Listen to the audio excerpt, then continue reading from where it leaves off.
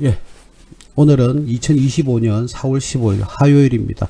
예, 무스TV 서정구 대표 무방 시작하겠습니다. 오늘은 핵심적인 분석은 우크라이나 재건과 관련돼 있어 제가 점점 이제는 우크라이나와 러시아의 전쟁이 이제 소강 상태에서 곧 휴전하지 않겠는가. 그래서 마지막에는 우크라이나가 좀 다각적으로 공격을 러시아 쪽에 본토 쪽에 하고 있는 것 같은데요. 아무래도 내가 우크라이나 국민이라면 당연히 한 움큼의 땅이라도 그저 한 발자국이라도 더 나아가고 싶은 그런 기본적인 사고를 가지고 있을 겁니다. 여러분들도 마찬가지일 거라고 생각을 하는데 우리가 지금 이제 우리는 제3자 입장에서 지켜보는 그런 입장이지만 빨리 휴전이 이루어져서 전쟁이 빨리 종말이 되었으면 좋겠습니다. 아니, 종말이라는 표현을 쓰면 안 되죠. 종전이죠. 예, 종전이 빨리 이루어져서 정상적인 그런 세계 경제 활동이 진행이 되었으면 좋겠고, 예멘 같은 경우에도 이란 개입해서 미국이 끊임없이 B2입니까? B1B입니까? 전투기 이름 잘 모르겠는데 폭격기가 그죠? 스텔스 폭격기가 예멘을 끊임없이 그죠? 벙커버스터 등을 이용해서 공격을 지금 감행을 미국에서 하고 있습니다. 이란과의 관련, 그래서 이란을 훈육시키는 그런 시간들이 지금 지나가고 있는데, 어쨌든 이런 가공할 만한 무기들이 계속 발사가 되어서 수많은 희생자들이 발생하지 않는 것이 가장 정상적이고 가장 평화로운 그런 길이 아닐까 그런 생각이 드는데요. 빨리 이러한 전쟁들이 끝났으면 좋겠습니다. 예, 지금 세상 전 세계가 경제에 지금 굉장히 좀 고통스러워하고 힘들어하고 있는 그런 상황인데, 자, 그 와중에도 우리나라는 2024년 작년이죠. 작년에는 우리나라 건국 이래 그죠? 최고의 수출 실적을 달성을 했고 또 국가 부채가 그죠? 국가 부채가 증가폭이 감소했다. 그게 아니라 국가 부채 자체가 지금 감소를 했습니다. 예, 그런 어려운 상황에서도 우리나라가 좀 잘 이겨내고 있다. 저는 그런 개인적인 생각을 합니다. 우리나라 국민들의 저력을 저는 믿습니다.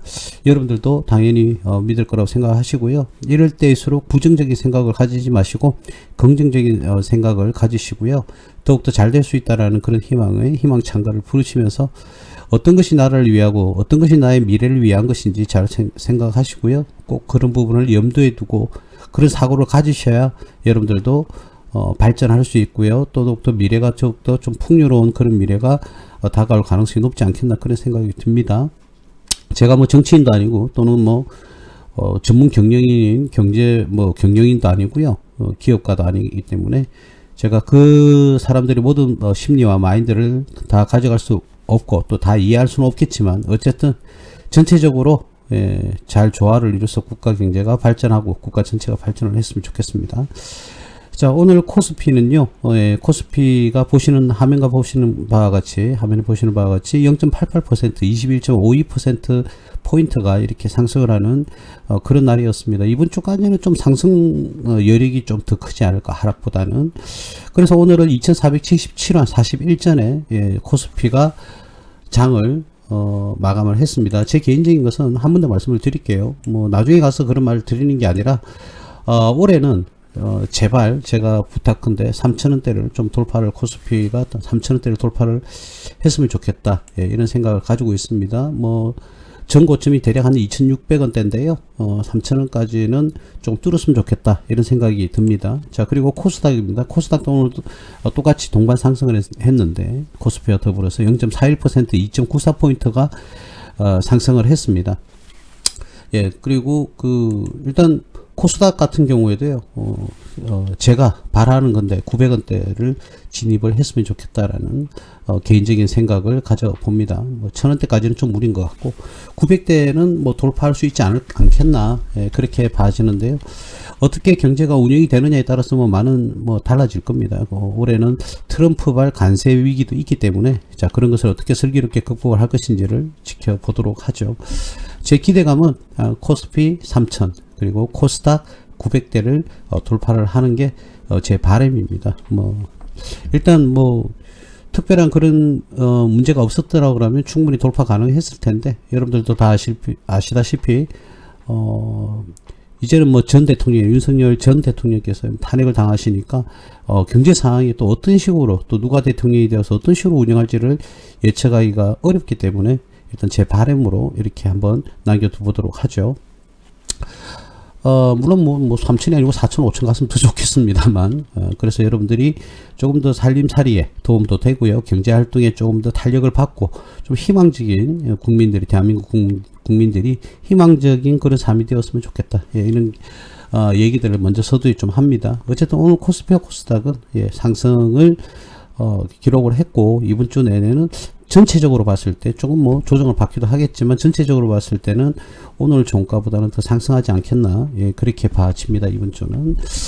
자, 우크라이나와 러시아의 전쟁이 이제는 소강 상태를 넘어서 이제는 그 종전이 될 조짐이 조금씩 보이고는 있는데, 산발적인 공격은 이루어지고 있는데, 이제 트럼프가 개입을 하면서 지금 이제 가장 뭐 트럼프가 대통령이 당선되면서 우크라이나한테는 최고의 악재였죠. 그죠? 그래서 위성을 사용할 수 못하도록, 그게 가장 큰 타격이었습니다.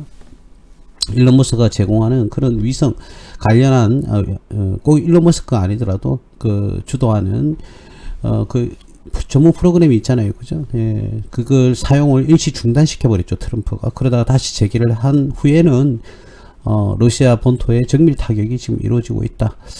자, 러시아도 우리나라의 경제와도 관련이 있고요. 우크라이나도 관련이 있습니다. 어쨌든 빨리 종전이 이루어져서 그 나라들도 빨리 다시 이제 갱생을 하고 회복을 해야 되고, 우리나라도 그에 발맞추어서 또 우리 경제적인 활동이 좀 적극적으로 이루어졌으면 좋겠다라는 차원에서, 그리고 그러한 휴전이 아니라 종전이 가능성이 높아졌기 때문에 이제는 우크라이나는 재건을 해야 될 겁니다. 그래서 많은 분들이 우크라이나 재건주 하면은 보통 일반적으로 건설주를 많이 이야기를 하는데요.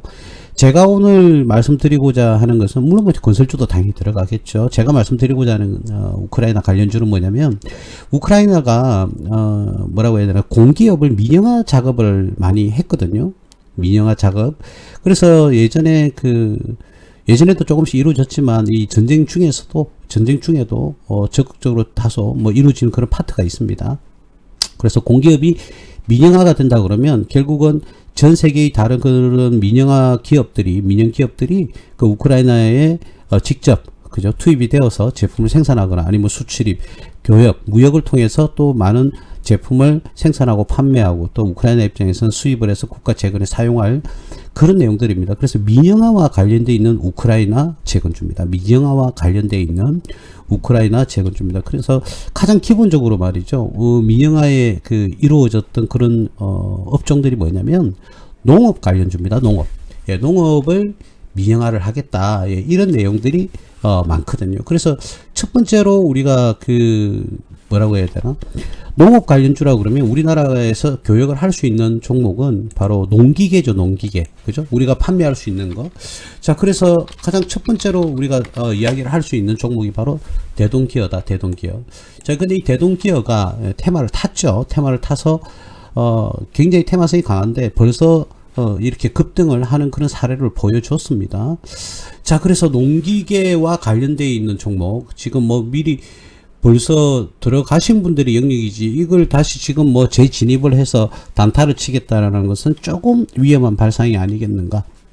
그래서 추후에 이 전쟁이 조금 더 종전이 길어진다 그러면 추후에 여러분들이 한 번쯤은 더 이 투자에 고려할 수 있는 그런 기업이 아니겠나, 그렇게 봐집니다.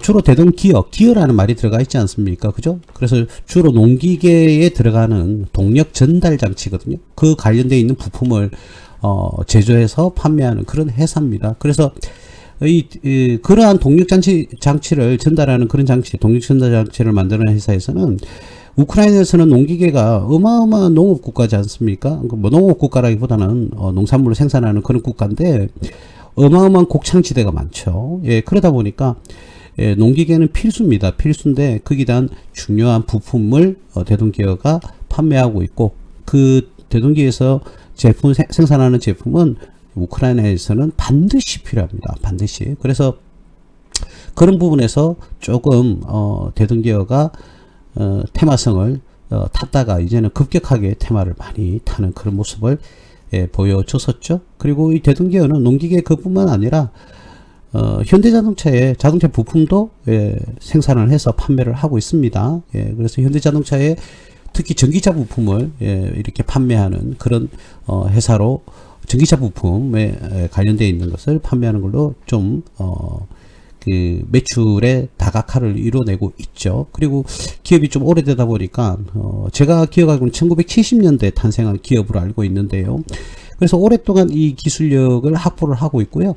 뭐 많은 ISO라든지 이런 것을 품질 인정을 다 받고 있는 그런 기업 중에 하나고, 대동기어는 좀 전에 말씀드렸다시피 현대자동차에 납품을 하고 있습니다. 그래서 현대자동차와 관련되어 있는 그 국내 많은 유수의 기업들이 있지만 이 대동기업도 현대자동차 관련 기업이다, 이렇게 보시면 되겠습니다.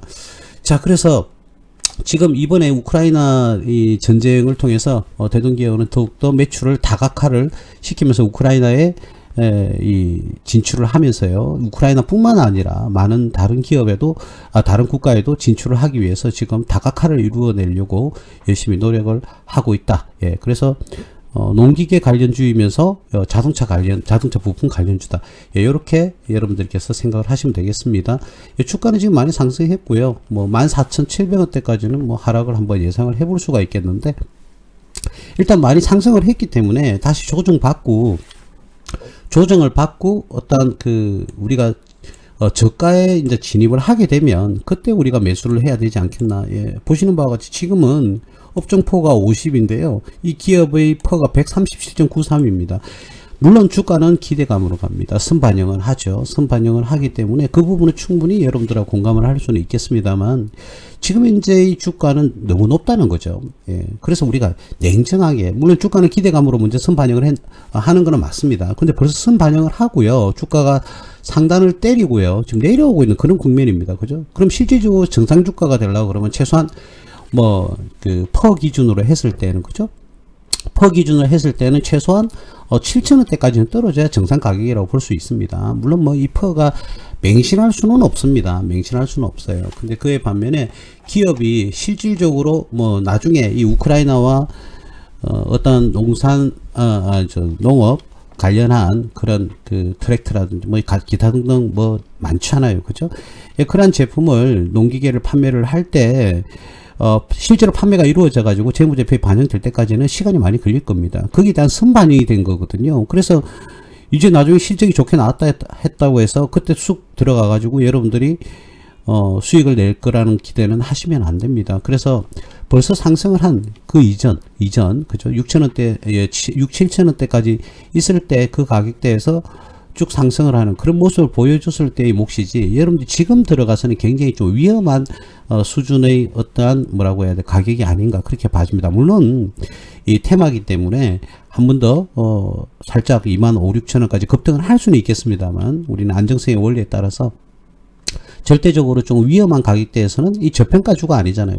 여러분들 존 템플턴, 벤자민 그레이엄, 워렌 버핏, 뭐 피터 린치, 이런 많은 사람들이 투자의 어떤 대가라고 말씀들을 하시는 그런 분들의 책들도 한번 다 읽어보셨을 거예요. 그래서 항상 공통적으로 그런 분들이 강조하는 게 뭡니까? 저평가주를 공략을 해야 된다, 이렇게 말씀들을 다 하시지 않습니까? 자, 그런데도 불구하고 여러분들은 그런 내용을 읽고 그렇구나 하시면서 막상 어떻게 투자는 급등하는 종목, 벌써 급등되어 있는 종목, 거기에 대한 관심을 가진다 이거죠. 그게 바로 잘못된 거죠. 자, 그렇게 해서 운 좋게 뭐 20~30% 이렇게 수익이 냈다 하더라도 다음에 똑같은 방법으로 계속 하다 보면 한 번에 와르르 무너집니다. 내 계좌가요 완전히 쪼들려 되는 거죠. 굉장한 슬림한 그런 계좌가 돼버립니다. 육중했던 계좌가 슬림해지죠. 그래서 운 좋게 한두 번 성공한다 하더라도요, 확률적으로 여러분들이 계좌가 늘어날 확률보다는 엄청나게 줄어들 확률이 더 높다, 이렇게 말씀을 드릴 수가 있겠습니다. 이 기업에서 좀 거슬리는 건 뭐냐면은, 이 대동기업에서 좀 거슬리는 부분은 바로 부채 비율입니다. 이 부채 비율이 지금 191%, 그죠? 191%를 지금 부채를 기록을 하고 있거든요. 자산 총계가 2,490억인데 부채가요 1,639억입니다. 자본금이 45억짜리에 서지 않습니까? 여기 보시다시피 자본금이 45억이에요. 45억인데 자본은 뭐 856억이라 하더라도 자본금은 45억인데 부채가요 1639억입니다. 자본에 대비해서도 2배 정도 많죠. 부채가. 자본이 856억이고 자본 총계가, 부채 총계가 1600억인가요? 예, 1639억입니다. 거의 2배에 육박하지 않습니까? 예, 이런 경우에는 아무래도 영업이익과 당기순이익의 개입이 많이 벌어질 수밖에 없거든요. 쉽게 말해서 여기 있는 영업이익의 폭이, 그죠? 당기순이익을 한번 볼까요? 자, 영업이익이 76억을 기록했던 2022년도에는 당기순이익이 42억이고, 2023년도에 영업이익이 81억이었는데 당기순이익은 28억이고, 2024년 작년에는 영업이익이 45억이었는데 당기순이익이 12억이다. 예, 결과적으로 어떻습니까? 영업이익을 많이 갉아먹죠. 예, 이게 기반하는 것은 다른 요인도 있습니다. 분명히. 그러나 이 부채에 들어가 있는, 부채 총계에 들어가 있는 부채 중에서, 그죠? 이자를 동반하는 그런 부채가 상당 포함이 되어 있다. 이렇게 봐야 됩니다. 거기에 따른 이자 지급액이 어떻게 해요? 영업이익에서 당기순이익을 떨어뜨리는 그런 방향으로 기여를 한다는 것이죠. 그래서 부채가, 이 기업은 부채가 좀 많이 거슬린다. 그리고 지금 현재의 가격은 저평가가 아니고 굉장히 고평가되어 있는 수준이다. 예, 그래서 지금 여러분들이 매수를 한다? 대표님 뭐 올라갈 종목 그런 거 이야기하는 거 아닙니까? 아니죠. 여러분들이 지금 행여나 실수를 하시면서 이런 기업이 지금 들어가면 굉장히 위험성이 높다, 이런 부분도 지적을 해드려야 되겠죠. 꼭 들어가야 될 종목만 이야기하는 게 아니라 조금 위험 부담이 큰 기업들은 이와 같이 제가 한 번 더 말씀을 좀 드리는 겁니다. 지금 들어가는 것은 거의 뭐 노름이라고 봐야 되겠죠. 분명히 평가를 했을 때 이 기업은 뭐 실질적으로 우리가 원하는 그 정도의 뭐 수익률을 가져다 주는 것도 아닙니다. ROA나 ROE가. 근데 물론 우크라이나와 재거를 관련해서 매출이 급성장을 하게 되면 영업이익과 당기순이익이 많이 상승을 하게 되겠죠. 자, 그러면은 이 높아 있는 퍼가 다소 떨어질 수는 있습니다. 자, 근데 현재까지는 재무제표에 반영이 될 리는 없고, 향후에는 이 기업이 다시 한번 더 조정을 받고 본격적으로 이제 종전이 되면서 우크라이나가 다시 이제 나라를 다시 성장시키고, 또 사회 간접 자본, 지금 전쟁을 통해서 많은 도로가 파손되었을 거고요. 건물들이 많이 파손되었을 겁니다. 그러한 재건이 당연히 이루어져야 되겠죠. 예, 그러면은 많은 물자들이 필요로 하게 될 겁니다.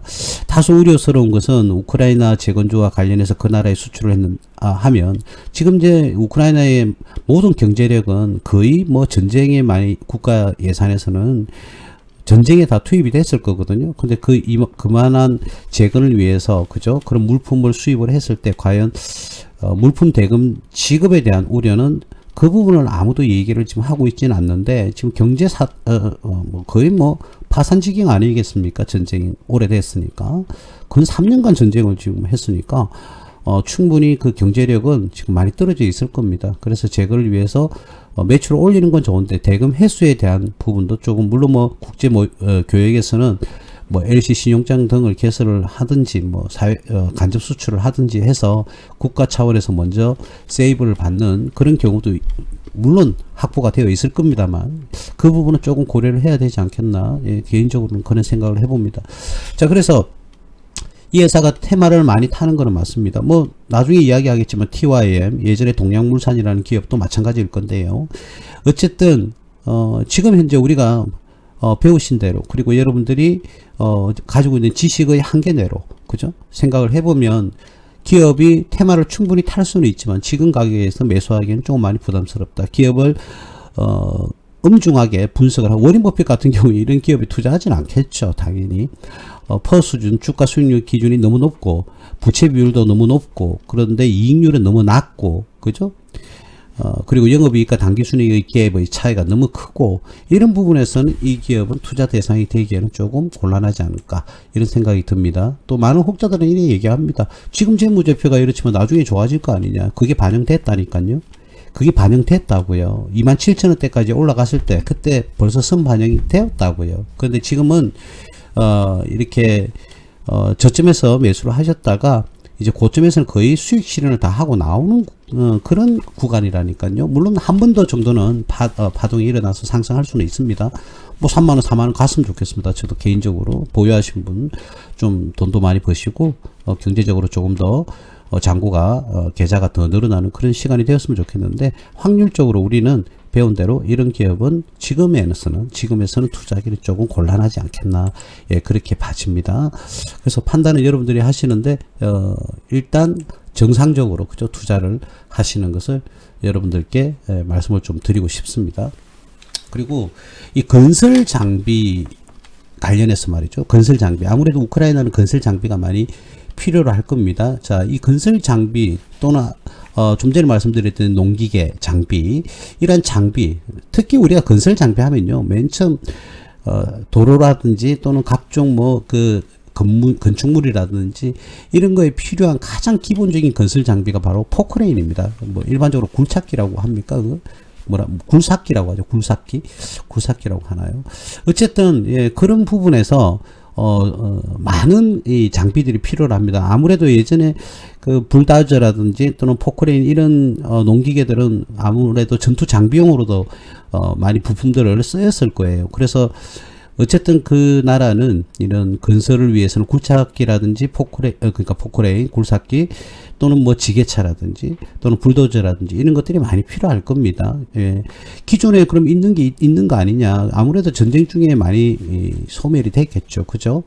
부품을 떼서 탱커에 갖다 붙이고 뭐 그랬다고도 하니까. 그래서 많이 필요로 할 겁니다. 그래서 아무래도 그죠?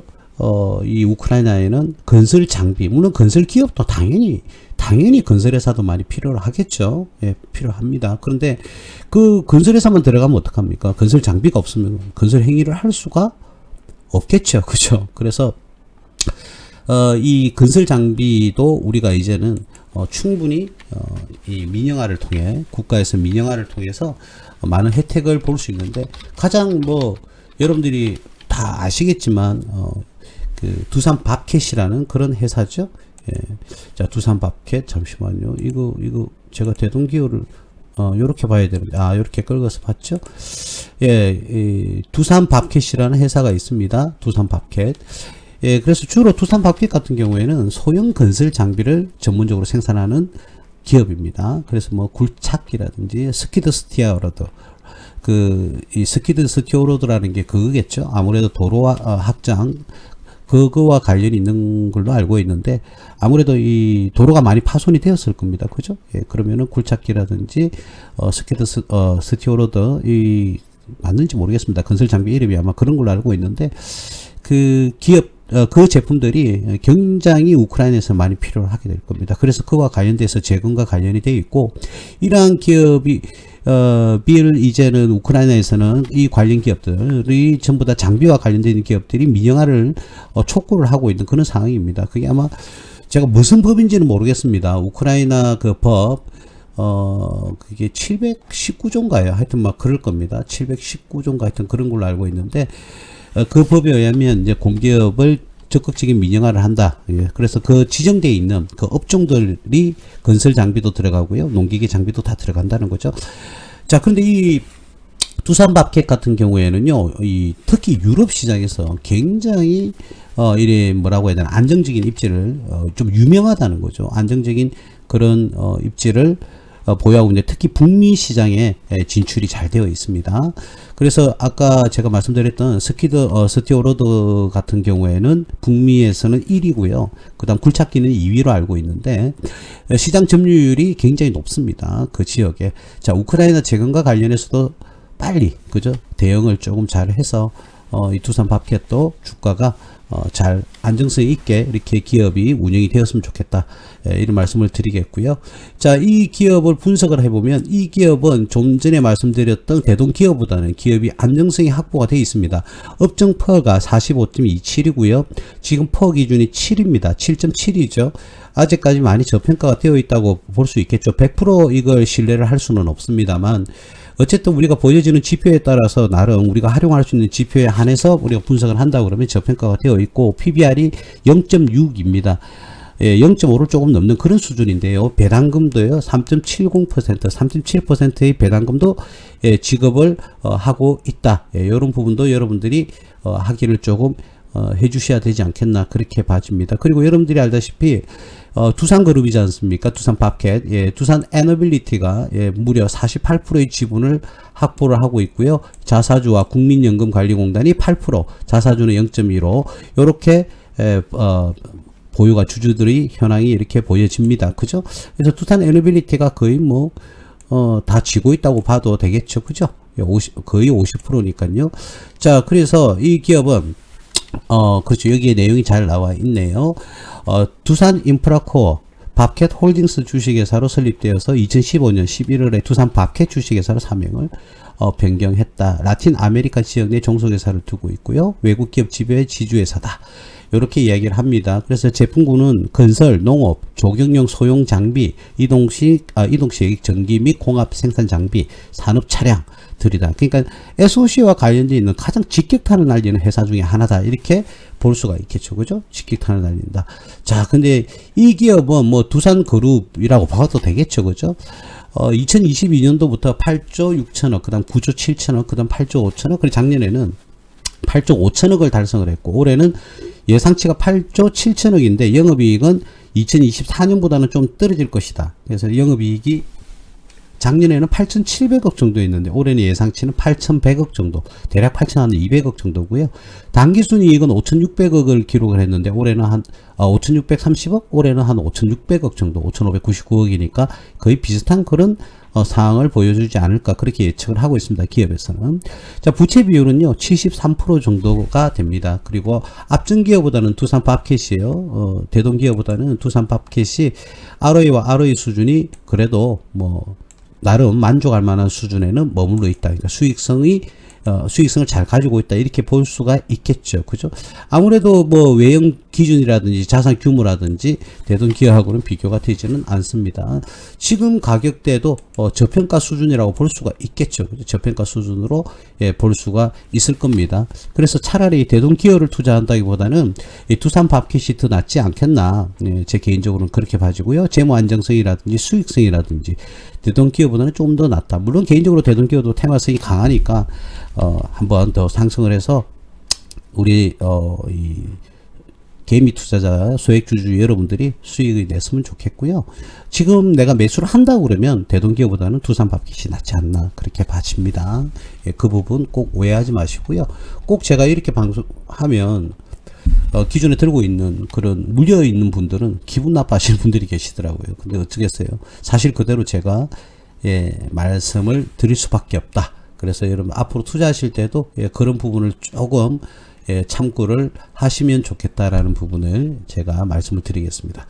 자, 그 다음 지금 도로가 많이 파괴가 되었을 겁니다. 그 전쟁을 통해서. 그죠? 자, 그래서 일단은 이 아스팔트라든지 이런 도로도 다시 정비를 해야 될 겁니다. 그죠? 그와 관련되어 있어 SG라는 기업이 있습니다. 자, 이 SG라는 기업도 테마를 많이 탔다가 고점에서, 그죠? 고점에서 박스권을 만들었습니다. 쓰리봉을 만들었죠. 그죠? 보시는 바와 같이 봉을 3개를 만들었습니다. 이와 같이 봉을 하나 둘 셋 3개를 만들었는데, 자, 각각 테마를 타면서 상승을 했지만 지금은 끊임없이 하락의 길을 지금 보여주고 있죠. 바로 요겁니다. 제가 대동기업을 조금 투자를 자제하라는 그런 말씀을 드리는 이유는 바로 이런 모양이 나올 것 같아서 그러는 겁니다. 그래서 이 SG라는 종목 뭐 정밀 분석을 해봐야 되겠지만은 이 회사는 이 파괴된 이 도로, 파손된 이 도로들이라든지 각각의 그 사회 간접자본에 우리가 아스콘이라는 거 있죠. 아스콘. 아스콘을 그렇게 생산 제품 납품하고요. 건설 현장에서 실질적으로 운영을 하는 그런 기업이거든요. SG가. 좀 헷갈리죠, 여러분들. SG 하니까. JS하고, 그죠? 그래서 SG라는 그룹인데요. 이 기업은, 일반적으로 아스콘에 좀 주력을 하는, 그런 회사거든요. 그래서 실질적으로 인건비 절감에도, 그죠? 굉장히 많이 성공을 했습니다. 실질적으로. 그래서 뭐, 일반적으로 도로 복구 사업, 여러분들 왜 겨울 되면 우리 각 지역마다 도로를 뒤집고 다시 도로를 깔고 그러지 않습니까? 연말쯤에. 그쵸? 그때 우리가 도로 공사할 때 마감하고요. 포장을 하는 게 바로 아스콘인데요. 이 아스콘에 특화되어 있는 기업이 바로 SG다. 그래서 일단 우리나라에서는 뭐 대장입니다. 아스콘 관련해서는 거의 뭐 선두주자라고 보면 되겠죠. 그리고 뭐 우리가 도로를 깐다, 고속도로를 깐다든지 지하도로를 깐다든지 이럴 경우에는 마감이 그죠? 아스콘을 도로에 깔아야 되니까 그게 다 공급을 하고 있습니다. 그래서 아무래도 이 SG라는 기업은 우크라이나에는 꼭 필요한 기업이 되지 않겠나 저는 개인적으로 그렇게 생각을 하거든요. 예, 그렇게 생각을 하고 있습니다. 근데 아무래도 아스콘하면 냄새라든지 이런 환경적인 그런 뭐라고 해야 될까 오염을 그저 유발시키는 그런 역할도 조금 하거든요. 그래서 이 회사가 거기에 대한 어떤 문제점을 인지를 하고 그리고 사회적인 비용이 들어가다 보니까 대기 오염 방지 시설의 어떤 관련되어 있는 인정을 받은 그런 기업이다. 그래서 아무래도 앞으로는 환경 규제가 심화가 되지 않겠습니까? 그죠? 예, 대기 환경이라든지 수질 오염이라든지 대기 오염이라든지 이런 것들에 대한 것은 ESG 점점점 더 강화될 겁니다. 그런데 거기에 관한 그런 기술을 이 기업이 미리 보유를 하고 있습니다. 그래서 그 유해 물질을 저감시키는 거죠. 그죠? 예, 우리 공기 호흡기를 등을 통해서 우리 인체에 안 좋은 영향을 미치는 그런 부분을 감소시키는 그죠? 저감시키는 그런 기능을 하는 그런 설비를 갖추고 있다. 예, 이렇게 보시면 되겠습니다. 그래서 자기 기업의 자기 회사의 리스크로 있는 그런 것을 해결도 같이 하는 그러니까 자회사에서 매출을 이뤄내려면 환경오염에 영향을 미치는데 그걸 저감시키는 기술까지도 보유를 하고 있다. 그러니까 아주 뭐 아무래도 이제 사회 비용이 많이 들어갈 건데 거기에 대해서는 저감시키는 그런 장치를 개발을 해서 운영 중에 있습니다. 그래서 그런 부분도 그러니까 아스콘을 깔면서 어떻게 해요? 대기 오염을 방지시키는 그런 저감시키는 방지까지는 아니에요. 100% 방지는 할 수는 없을 거고 저감시키는 그런 역할을 하는 기술까지 보유하고 있다. 그러면 이 관련한 아스콘과 관련한 그런 기술에 특화가 되어 있다. 이렇게 봐야 되겠죠. 그죠? 보통 기업을 운영을 하면 아스콘 만들고 까는 것만 하는데 거기에 대한 환경 오염까지도 미리 기술을 확보하고 있다. 예, 그런 부분에서는 뭐 굉장히 좀 긍정적인 시각으로 바라볼 수가 있겠죠. 자, 이 회사는요, 작년 2024년에는 이전에 매출이 800억대에서 그죠 거의 900대에서 이제 1189억 거의 1200억에 육박하는 그런 매출을 달성했고 올해 예상하는 것은 1300억대 드디어 이익으로 다시 돌아서는 그런 재무제표를 예측을 하고 있습니다. 작년에는 영업손실이 61억 당기순 손실이 362억이었는데 올해 예상치는 뭐 100% 맞는 건 아닙니다만 영업이익이 161억 당기순이익이 92억 예, 요렇게 기대를 지금 하고 있습니다. 작년에는 이래 손실이 났기 때문에 지금 제시가 되는 펀은 없지만 올해 예상치와 관련되어 있는 펀은 한 22 정도 나온다고 하거든요. 지금 가격 대비 기업에서 예상하는 겁니다. 그러면 이 목표치가 달성이 된다 그러면 업종포 33.47보다는 저평가가 되긴 할 겁니다. 자, 그런데 제가 조금 아쉬운 것은 뭐냐면 영업이익의 폭을 조금 더 높여줘야 되지 않겠나 그렇게 봐지는데요. 그래서 매출액을 1300억보다는 좀 돌파해서 1500억대까지 가면 영업이익은 뭐 250억대, 당기순이익은 한 150억대로 충분히 진입을 하지 않을까, 예, 그런 생각이 듭니다. 뭐 다소 조금 뭐 이 거슬릴 정도는 아닌데 조금 아쉽다고 말할 수 있는 정도는 예, 부채 비율인데 부채 비율이 올해 작년이 아니고 올해 12월 31일 기준으로 예상치가 147% 정도? 일단 뭐 150%를 초과하진 않으니까 나름 뭐 큰 문제는 없다고 보이는데 이게 조금 아쉽다. 예, 뭐 상대적으로 부채 비율이 높다 보니까 그죠? 여기도 보시다시피 영업이익과 당기순이익이 갭이 많이 벌어져 있지 않습니까? 그죠? 그래서 이런 부분은 조금 아쉽다 이런 생각이 들고요. 어쨌든 이 회사도 만약 우크라이나에 진출을 하게 되면 좀 전에 대동기어라든지 SG 그런 기업들과 더불어서 채권을 어떻게 회수할 것인지 그 부분에서 꼼꼼한 준비를 해야 되고 전략을 잘 짜야 되지 않겠나 그렇게 봐집니다. 자, 이 기업도 테마를 타고요. 기술적 분석에서 제가 서두에 말씀드렸듯이 3봉을 만들었습니다. 3봉 이후에 끊임없이 추락하는 그런 모습을 보여주고 있죠. 그죠? 그래서 만약에 내가 매수를 한다 그러면 한 1500대까지 한번 기다려 보시는 게 좋지 않을까. 예, 뭐 우크라이나와 뭐 이 러시아의 전쟁이 끝날 듯 하면서 또 계속 이어지고 있지 않습니까? 그죠? 그래서 한 1500대까지 만약에 내가 매수를 하고 싶다 그러면 좀 기다렸다가, 물론 뭐 안 떨어지면 뭐 어쩔 수 없고요. 다른 기업, 좋은 기업들 많으니까 다른 기업을 공략해 볼 수 있으니까, 그죠? 1500대면은 제가 충분히 좀 추천하지 않을까 그런 생각이 듭니다. 너무 낮다고요? 어쩔 수 없습니다. 여러분들의 안정성을 확보해 드리기 위해서 1500대 정도까지는 좀 기다렸다가 매수를 하시는 게 좋지 않을까.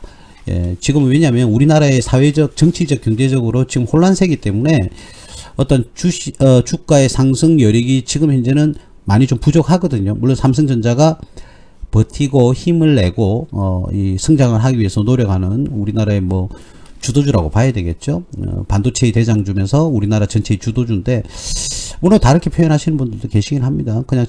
저는 저 나름대로 그냥 표현을 할 뿐인데, 어쨌든 그런 상황이다 보니까 다소 주식시장이 뭐 크게 성장하지도 않고 크게 떨어지지도 않고 하는 그런 침체기거든요. 박스권이라고 봐야 될 것 같은데, 이 박스권 기준에서는 어떻게 해요? 조금 소외주들이 조금 침체돼서 저평가 어떤 금액대로 들어가는 경우수가 너무 많기 때문에 좀 욕심내지 마시고 차분하게 한 1500대 여기에 진입을 하시면 여러분들이 한번 매수를 한번 생각을 해보셔도 되지 않겠나. 물론 뭐 하는 와중에 벌써 선반영돼서 갔다 하더라도 저평가이기 때문에 조금 재건을 하면서 매출을 일으키는 상황을 보면 연말쯤에는 여러분들이 만족할 만한 수준의 수익을 낼 수 있지 않을까, 그런 생각을 합니다. 근데 대표님, 저는 만족할 수준이 5배입니다. 이렇게 하면 제가 곤란하고요.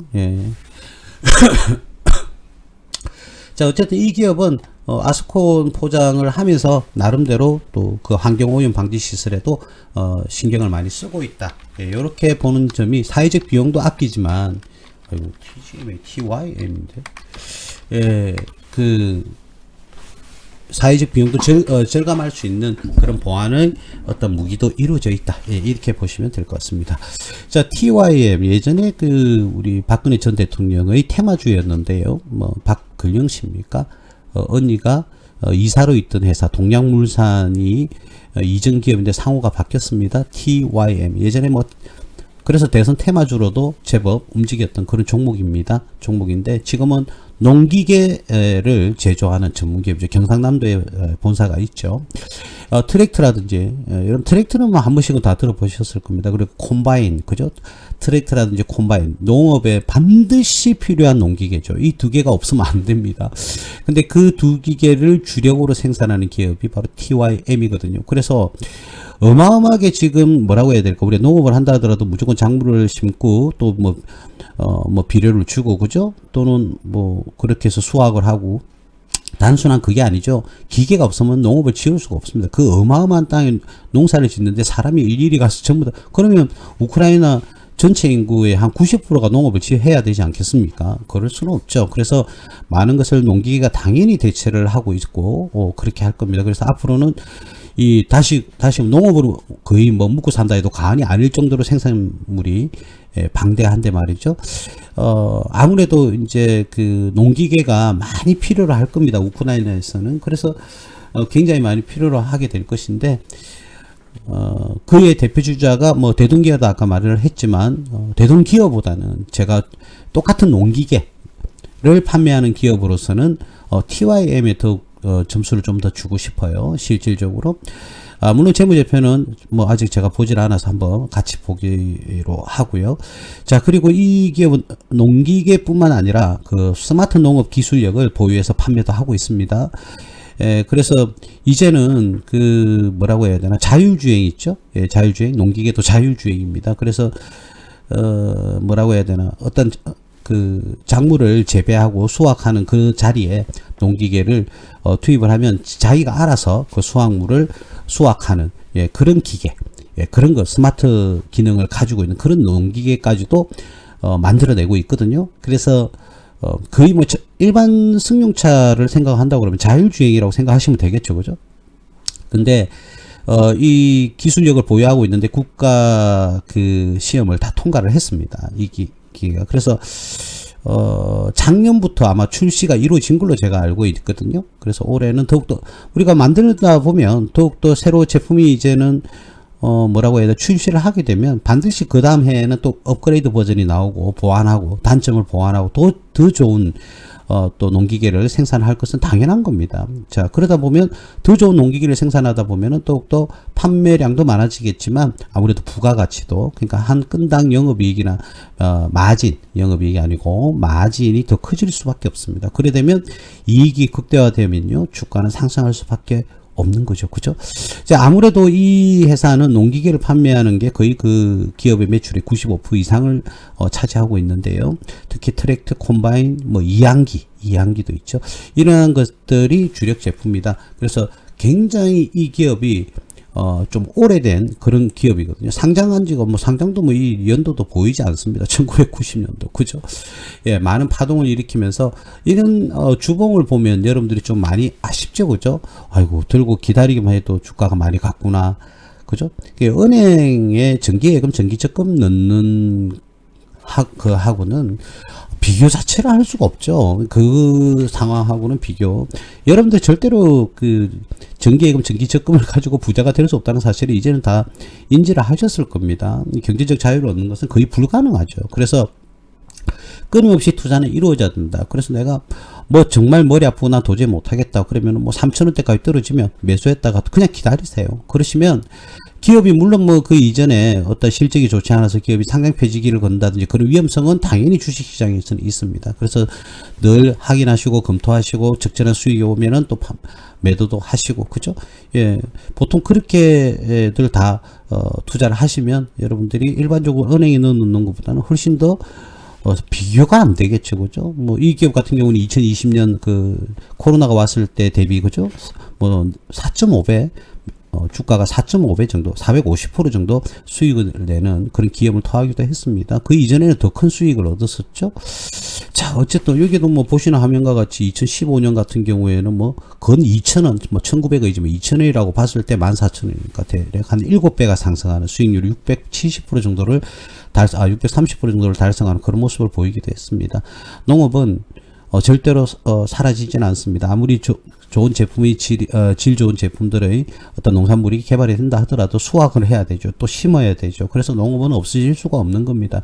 그리고 농업이 대단위로 이루어지고, 우리가 항상 농업하면은 작물 재배한다고 생각하면, 그죠? 텃밭에 상추 심고 고추 심고 그거를 생각하시면 안 되죠. 대단위 농업을 대단위로 보셔야 됩니다. 그래서 농업은 지구상에서 사라질 수 없는 그런 업이다, 이렇게 보셔야 되겠습니다. 자, 그래서 이 농기계와 관련해서 다시 일봉으로 돌아가 보면요, 이 기업의 지금 주가가 하락세를 이루다가 다시 상승 기조로 지금 바꾸고는 있는데, 이게 어느 정도 갈지는 한번 지켜봐야 되겠습니다만, 이 기업의 지금 상태는 어떻는가? 업종포가 45.27인데요 퍼 기준이 10 정도 됩니다. 10 정도 되고요, PBR은 0.46, 1이 아니라 0.5도 안 됩니다. 배당 수익률은 2.55%를 지급을 하고 있습니다. 트랙터, 콤바인, 이항기. 자, 매출은 작년에는 7,888억, 재작년보다는 매출이 다소 좀 떨어졌습니다. 그죠? 자, 그리고 영업이익과 당기순이익도 제법 많이 떨어졌어요. 영업이익이 2023년도에는 765억이었고 당기순이익이 604억이었는데, 작년에는 영업이익이 161억이고요. 당기순이익 182억으로 매출과 영업이익과 당기순이익이 동반 하락하는 그런 모습을 보였습니다. 자, 그런데도 계속적으로 이익은 잘 내고 있는 그런 상황입니다. 그렇죠? 부채 비율은 105%입니다. 100% 조금 넘는 그런 수준이고요. ROE와 ROE도 2023년 대비해서는 이익이 떨어졌기 때문에 수치가 많이 감소했지만, 우리나라의 대표적인 농기계를 만드는 그런 기업으로서의 어떠한 면모는 잘 보여주고 있다, 이렇게 보시면 될 것 같습니다. 특히 PBR이 0.5가 되지 않는 그런 수준이다, 이렇게 재무제표에서는 확인시켜주고 있고요. 자, 기본적 분석은 그렇고, 기술적 분석에서는 작년 11월부터 상승하는 모습을 보이다가 다시 조정을 지금 받는 국면에 있는데, 지금 섣불리 들어갈 이유는 없을 것 같습니다. 지금 섣불리 들어갈 이유는 없고요. 대략 한 3,600원대 정도까지는 한번 기다려 보시는 것을 추천해 드리고 싶습니다. 이게 올해는 실적이 어떻게 될지 모르겠지만, 아무래도 우크라이나 재건과 관련해서 수출 물량이 조금 많아지지 않겠나, 매출 여력이. 그리고 기존에 북미 시장에 제가 서두에 말씀드렸던 대동기어가 북미 시장에 북유럽이죠. 북유럽. 이 기업은 북미입니다. 북미. 대동기어는 북유럽이고요. 특히 이제 미국의 북미니까 미국의 펜실베니아 주에 많이 이렇게 진출이 되어 있고요. 거기서 기업 지점을 운영을 하고 있습니다. 기업을 운영을 하고 있어요.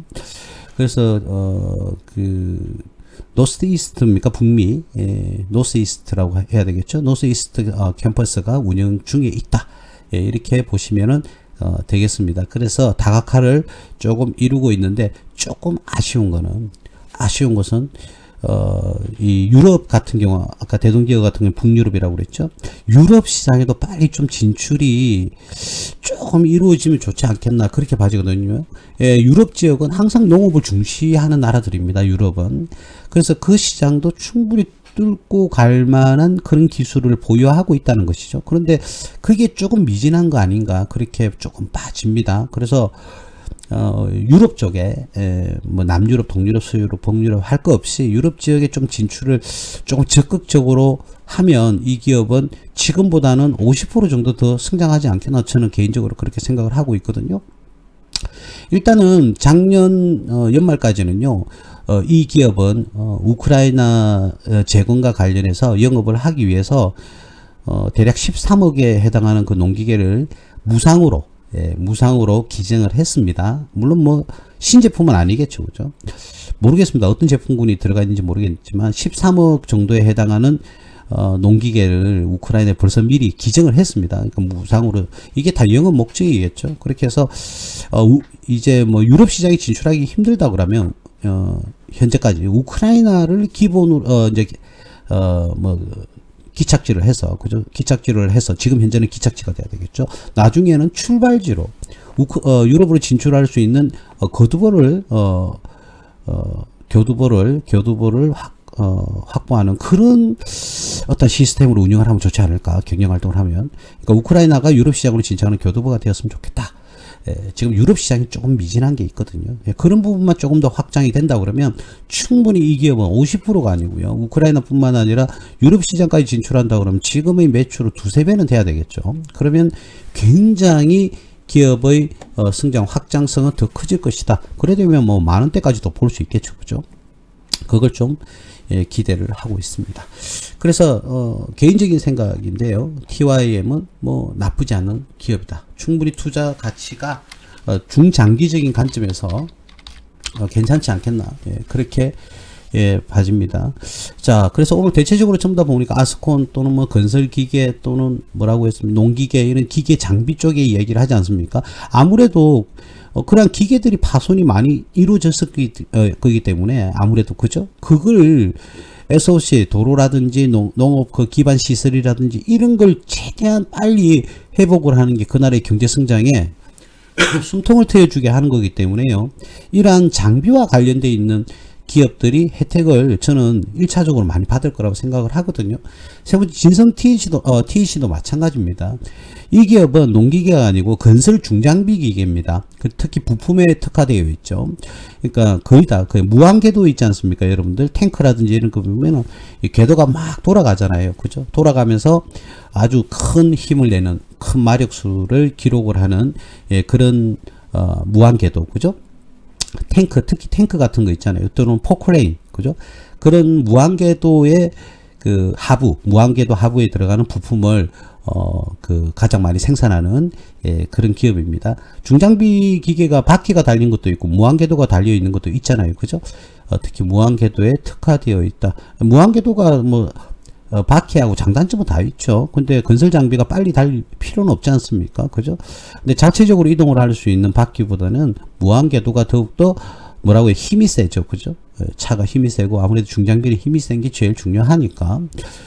그리고 특히 이제 그 무한궤도가 들어가는 굴삭기라든지 또 불다저 같은 경우에도 부품을 많이 공급을 하고 있습니다. 그리고 캐터필러라는 회사가 있습니다. 세계적인 건설 기계를 만드는 캐터필러라는 회사가 있는데 그 회사와 기술력도 공유를 하고 있고요. 그리고 부품도 일부 판매를 하고 있는 걸로 알고 있습니다. 캐터필러 아주 유명한 중장비 회사죠. 이상하게 이 방송을 하다 보면 그때그때마다 기억이 바로바로 나는 회사들도 있는데 아무리 평상시에 다 알고 있던 기업인데도 이렇게 이제 생각이 좀 안 나는 그런 경향을 좀 보이고 있습니다. 제가 나이 탓이죠. 아니면 기분 탓일까요? 어쨌든 그런 부품 하부, 그러니까 건설기계 장비의 하부, 즉 말하면 바퀴 부분이죠. 무한궤도든 바퀴 부분인데 거기에 집중되어 있는 부품을 생산하고 있다. 왜 이 기술이 왜 중요하냐는 말이죠. 여러분들 자동차도 하부가 제일 중요하지 않습니까? 바퀴와 직결되어 있는 거. 왜냐면 그러지 않으면 자동차 형태를 띌 수도 없고 기능을 전혀 할 수가 없잖아요. 그래서 그 하부에 들어가는 부품, 하부에 들어가는 부품의, 상부에 들어가는 부품보다는 하부에 들어가는 부품의 기술이 굉장히 중요합니다. 왜 그러냐면 하중을 견뎌내야 되거든요. 하중을 견뎌내면서 그 기능을 다해야 하기 때문에 이 기술력은 상당히 고급 기술이라고 보시면 됩니다. 거기에 이제 좀 특화되어 있는 기업이 바로 여러분들이 지금 보고 계시는 진성 TH인데, 자, 그렇죠. 그래서 지금 근데 조금 이 회사는 그죠? 나중에 보면 아시겠지만 매출 기준이 별로 뭐 크지 않는 걸로 알고 있고, 그런데 이 기업이 좀 쓸데없는 부분에 조금 추진을 해요. 뭐냐면 2차 전지 있죠. 2차 전지. 그죠? 뭐 연료 전지라고 해야 될까요? 거기에 들어가는 부품 사업도 지금 뭐 진행을 하는 거 있는 걸로 알고 있거든요. 투자도 하고 있고. 그래서 조금 2차 전지는 지금 기업군이 너무 지금 너저분하게 많기 때문에 좀 다른 쪽의 사업 다각화 자체는 뭐 좋은 거죠. 그죠? 더욱더 수익성을 확보할 수도 있고 매출에도 기여할 수는 있는데 2차 전지는 지금 너무 우후죽순 많이 생겨나서 그 부분보다는 물론 뭐 하부에 들어가는 뭐 2차 전지 이렇게 할 수는 없을 겁니다. 자동차 전체에 들어가는 2차 전지, 특히 건설 장비에 들어가겠죠. 자, 그거는 조금 조금 고려를 다시 한번 해봐야 되지 않을까. 근데 이왕이 좀 투자가 되어 있으니까 그렇죠. 그렇습니다. 어쨌든 이 회사는 충분히 하부에 들어가는 건설 장비 하부에 들어가는 부품을 생산하는 기업으로서 굉장한 기술력을 보유를 하고 있습니다. 그리고 지금 이 기업은요, 2, 3년 전에 태국에 공장까지 설립을 해놨거든요. 그래서 특히 개발도상국이라든지 지금 이제 전쟁으로 폐허가 된 이런 나라들에게 집중적으로 물건을 팔 수 있는 그런 기업이다. 그런 제품을 만드는 기업이다. 이렇게 보시면 되겠습니다. 자, 매출이 이 정도의 기업은 1조 원 매출이 넘어야 되거든요.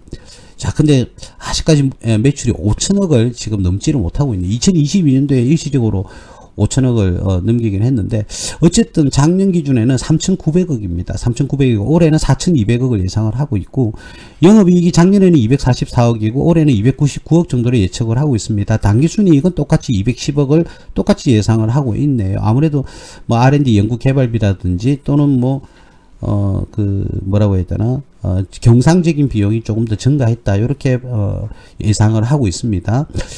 자, 근데 일단 부채 비율은요, 건설 장비치고는 부채 비율이 작습니다. 62%를 예상하고 있고, 작년 기준은 73% 정도, 이렇게, 운영이 되었었네요. 부채 비율이 나와 있습니다.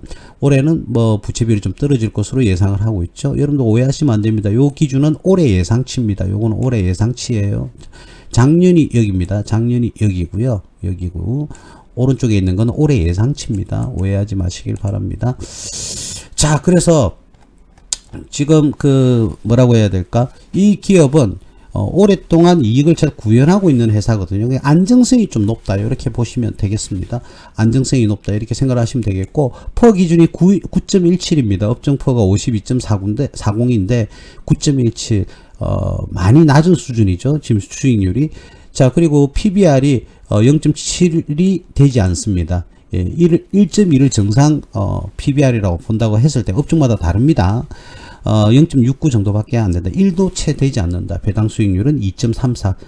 지금 현재 그냥 기본적인 퍼 기준은 낮은 수준이다. 이렇게 보시면 되겠죠. 근데 올해는 더 떨어질 거로 예상을 합니다. 연말에 9.15로 더 저평가되지 않겠나. 그렇게 봐지는데 지금 주가는 굉장히 좀 낮은 수준이다. 이렇게 볼 수 있는 거겠죠. 낮은 수준이다. 그래서 기본, 일단 많은 때는 가야 이 기업은, 많은 때는 못해도 많은 때는 가서 옆으로 박스권을 가든지 해야 되는데, 지금은, 이렇게, 몇 달 동안, 대략 한 6개월 동안입니까? 6개월 정도 뭐 상승을 했다가 다시금 조정을 받는 그런 모습을 보이고 있죠. 그죠? 아무래도 이게 아무래도 그것도 관련이 있을까요? 트럼프하고도 관련이 있을까요? 전쟁은 뭐 휴전이나 종전하지 않으면 뭐 협박을 하기도 했죠. 그래서 농산물로 갚는다고 했나요? 우크라이나가 뭘로? 그 광물로 갚는 걸로 알고 있는데 그 전쟁 물자 지원비를 굉장히 깜짝 놀랐죠. 우크라이나 입장에서는. 예, 거기서 조금 타격을 받지 않겠나 그렇게 봐지는데요.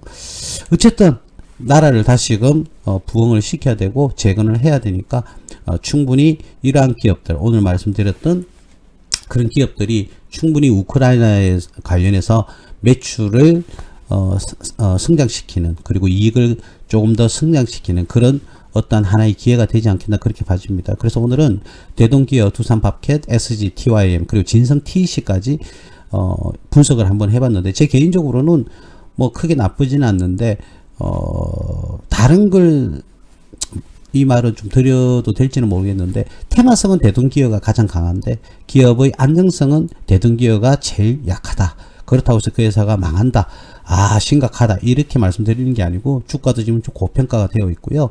테마는 가장 강하죠. 예, 오히려 대동기업을 좋아하시는 분들이 더 많습니다. 자, 근데 우리는 안정적인 그런 기업, 지금 그 말고도 두산밥켓이나 SG, TYM, 진성 TEC 이런 기업들은 분명히 말씀드립니다. 여러분들 우크라이나 관련 재건 관련주는 굉장히 많습니다.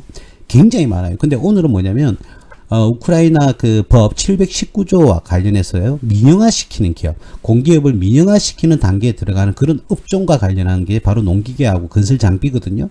그래서 그쪽만 제가 한번 분석을 한번 해봤습니다.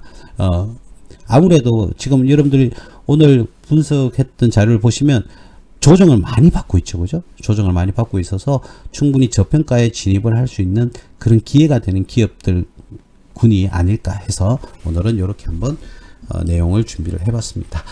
예, 오늘은 시간이 조금 많이 지났네요. 어쨌든 2025년 4월 15일 화요일 무스TV 서정구 대표의 무방은 여기까지 하겠습니다. 예, 감사합니다.